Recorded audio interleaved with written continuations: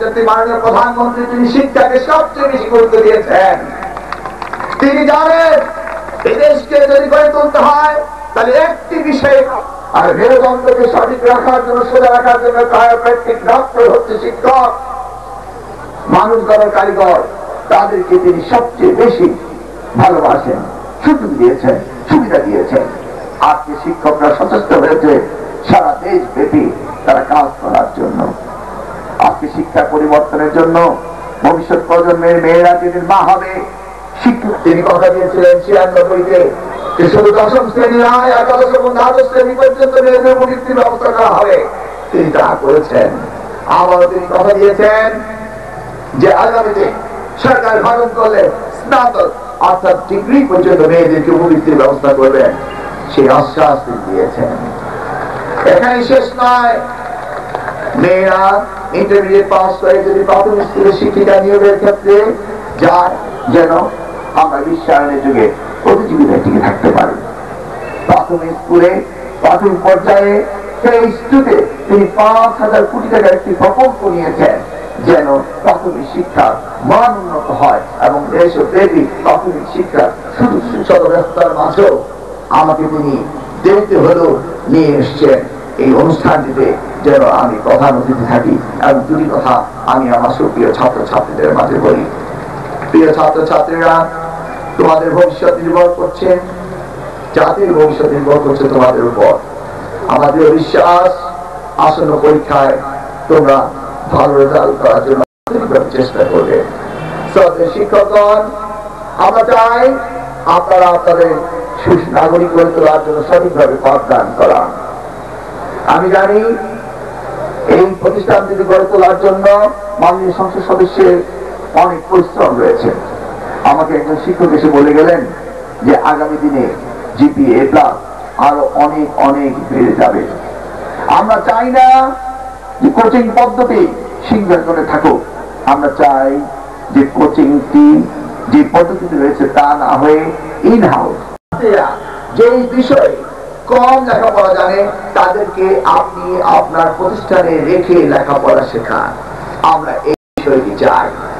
আমরা সরকারি বেসরকারি প্রত্যেকটি প্রতিষ্ঠানে একই পদ্ধতি চাই এবং আমরা চাই স্কুল থেকে বলে দেওয়া হোক অভিভাবকদেরকে যে আমরা এই পরিমাণ টাকা আপনাদের জন্য দেব।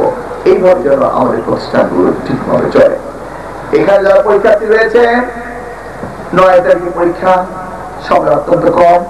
এই কয়েকটি দিন যেন কঠিনভাবে লেখাপড়া করো এবং এই কয়েকটি দিন যেন সুন্দরভাবে তোমরা পড়তে পারো, এই আশ্বাস, এই বিশ্বাস রেখে আমি তোমাদের সকলকে দোয়া করছি তোমরা যেন সঠিকভাবে পড়তে পারো। প্রিয় শিক্ষকগণ, আপনারা আপনাদের ছাত্রছাত্রীদেরকে নিঃসন্তান তুল্য আদর করতে হবে। আমি জানি মহান পেশায় আপনারা নিয়োজিত হয়েছেন, আপনাদের সুযোগ রয়েছে এদেশে দক্ষ মানব শক্তি তৈরি করার। অতএব আপনারা এই জিনিসটিকে ব্যবহার করবেন। মনে পড়ে একদিন আমি নিউ ইয়র্কের একটি বাসে করে যাচ্ছিলাম। বাসের নিয়ম রয়েছে যে সামনের গেট দিয়ে ঢুকার সময় ড্রাইভারের পাশে টোকেন কৃষ্ণাঙ্গ পিতা তার মেয়েকে নিয়ে খুব টানা হেঁচড়া করছে। শোনা যাচ্ছিল না, উইন্ডোটা স্লাইড ডাউন করে খুলে আমি শোনার চেষ্টা করলাম। বাবা চাচ্ছিল মেয়েটিকে টেনে হেঁচড়ে পিছনের গেট দিয়ে ঢুকবে, তাহলে আর টোকেন দিতে হবে না, পয়সা দিতে হবে না, সেই কারণে। আর মেয়েটি চাচ্ছে তার বাবাকে টেনে নিয়ে সামনের গেট দিয়ে ঢুকাতে। বাপ মেয়ে এসে যুক্ত, আমি জানালা দিয়ে দেখছি। তো মেয়েটি বাবাকে বলছে, daddy daddy my teacher taught me not to cheat. Daddy আবার জোরে টান দিচ্ছে, daddy daddy my teacher taught me not to cheat, not to cheat, not to cheat. কিন্তু মেয়েটি হেরে গেল। বাবা তাকে টেনে হেঁচড়ে পিছনে দরজা দিয়ে ঢুকে গেল। কিন্তু বাবার কথা মেয়েটি শুনিনি, শুনেছে শিক্ষকের কথা। সেই শ্রদ্ধেয় শিক্ষক, মহান পেশায় নিয়োজিত শিক্ষক, আপনাদের দিকে তার জাতি তাকিয়ে আছে। আজকে নৈতিকতা বিবর্জিত যে শিক্ষা আমাদের শিক্ষাঙ্গনে এসছে, এই শিক্ষার কোনো গুণগত মান নেই। এই শিক্ষা জাতির জন্য কোনো কিছু বয়ে নিয়ে আসতে পারবে না। তাই আমরা চাইব যে আপনারা ক্লাসরুমে এই পুঁথিগত বিদ্যার সাথে সাথে নৈতিক শিক্ষার কথাও আপনারা গুরুত্ব দিবেন। ধর্মীয় অনুভূতিকে শিক্ষার সাথে রাখবেন।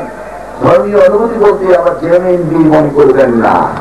আমি সকল ধর্মের কথা বলছি যে ধর্মীয় অনুভূতি শিক্ষার সাথে থাকতে হবে এবং এই শিক্ষা এই পাঠদান আপনাদের ক্লাসরুমেই করাতে হবে। যদি আপনারা তা করাতে পারেন তাহলে আপনারা আদর্শ সুনাগরিক তৈরি করতে পারবেন। চাঁপাইনবাবগঞ্জে যে ট্রাস্টটি রয়েছে এটি ভিন্নতর ট্রাস্ট। এই ট্রাস্ট থেকে এমনি ভাবে ছাত্রছাত্রীদেরকে সুযোগ সৃষ্টি করে দিচ্ছে, এটি বিরল। আমি তাই এই ট্রাস্টের সকল কর্মকর্তাকে আন্তরিকভাবে ধন্যবাদ জানাই। আমি চাই না কোন মেধাবী ছাত্রছাত্রী যেন অর্থ অভাবে লেখাপড়া থেকে ছড়ে পড়ে।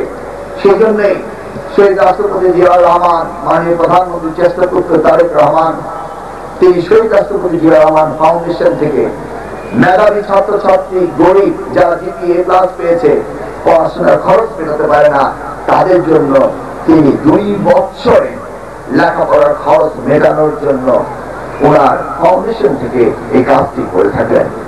আমি চাইব এই ফাউন্ডেশনের টাকা থেকে যেন এই অঞ্চলে কোন মেধাবী ছাত্রছাত্রী যেন পয়সার অভাবে ঝরে না পড়ে, সেই ব্যবস্থাটি যেন থাকে, এটিও আমি চাইব।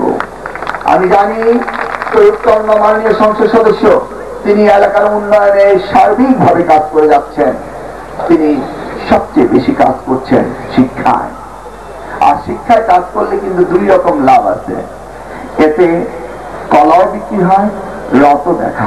এবং এটি আমার প্রথমবার নয়, এটি আমার দ্বিতীয়বার, এবং আশা করব এটি আমার শেষবার নয়, আগামীতে আবারও আসবো।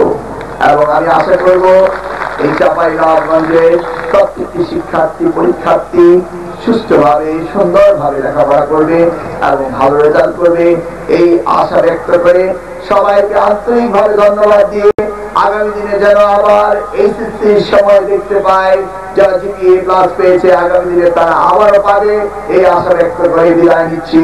আল্লাহ হাফেজ। বাংলাদেশ জিন্দাবাদ। শহীদ জিয়া মরহুম। চাঁপাইনবাবগঞ্জবাসী জিন্দাবাদ। আসসালামু আলাইকুম।